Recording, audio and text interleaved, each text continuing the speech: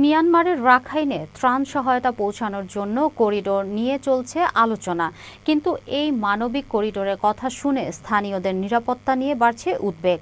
এই করিডোর চালু হলে উখিয়া টেকনাফ স্থানীয়দের মাঝে কেমন প্রভাব ফেলবে তা খতিয়েও দেখা হচ্ছে। বিস্তারিত সহকর্মী মুজিবুর রহমানের পাঠানো তথ্য ও চিত্রে ডেস্ক রিপোর্ট। উখিয়া টেকনাফের ৩২টি ক্যাম্পে ১২ লাখের অধিক রোহিঙ্গা শরণার্থীর বসবাস রয়েছে। এদিকে মিয়ানমারের রাখাইনে ত্রাণ সহায়তা পৌঁছানোর জন্য করিডোর নিয়েও চলছে আলোচনা।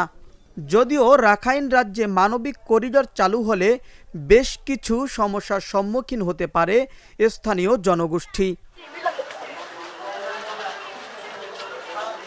স্থানীয় নিরাপত্তা বিশ্লেষকদের কেউ কেউ বলছেন, করিডোরের মাধ্যমে অস্ত্র বা অন্যান্য অবৈধ দ্রব্যের চোরাচালান বৃদ্ধি পাওয়ার আশঙ্কা থাকে, যা স্থানীয় নিরাপত্তা পরিস্থিতির চরম অবনতি ঘটাতে পারে। করিডোর বা খাদ্যপণ্য যে চ্যানেল নিয়ে যাওয়ার জন্য যে চ্যানেল হবে, ওই চ্যানেলের নিয়ন্ত্রণটা যদি আমার দেশের স্টেক হোল্ডারের মধ্যে না থাকে এবং পরীক্ষা নিরীক্ষার দায় দায়িত্ব যদি আমাদের স্টেক হোল্ডারের মধ্যে না থাকে, সেক্ষেত্রে এই নিত্য প্রয়োজনীয় পণ্যের পাশাপাশি মায়ানমার অস্ত্র পাচার হইতে পারে।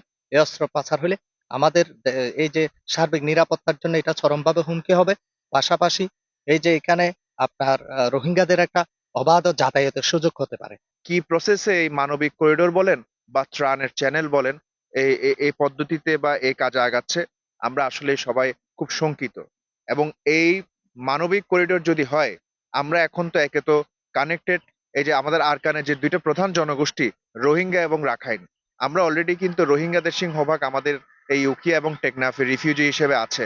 এখন এই মানবিক করিডোরের মাধ্যমে আমরা যদি আরাকান আর্মির যে রাখাইন আছে তাদের সাথেও কানেক্টেড হই, অবশ্যই এখানে একটা কনফ্লিক্টিং জোন হয়তোবা ক্রিয়েট হয়ে যেতে পারে।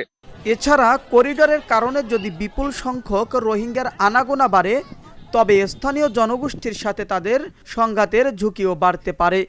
এখানে যদি করিডোর হয় তাহলে আমাদের জীবন বিপন্ন সহ আমাদের ভূখণ্ড বেদখল হওয়ার সম্ভাবনা আছে।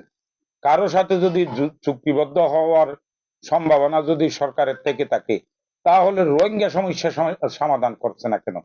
যদি রোহিঙ্গা সমস্যা তারা সমাধান করবে বলে যদি প্রতিশ্রুতি দেয়, আমাদের রোহিঙ্গা যদি তারা নিয়ে যাবে বলে যদি একটা জেন্টাল এগ্রিমেন্ট করে, তাহলে তাদের সাথে আমরা করিডোর নয়, তাদের সাথে তাদের স্বাধীনতার জন্য আমরা সহযোগিতা করে যাব।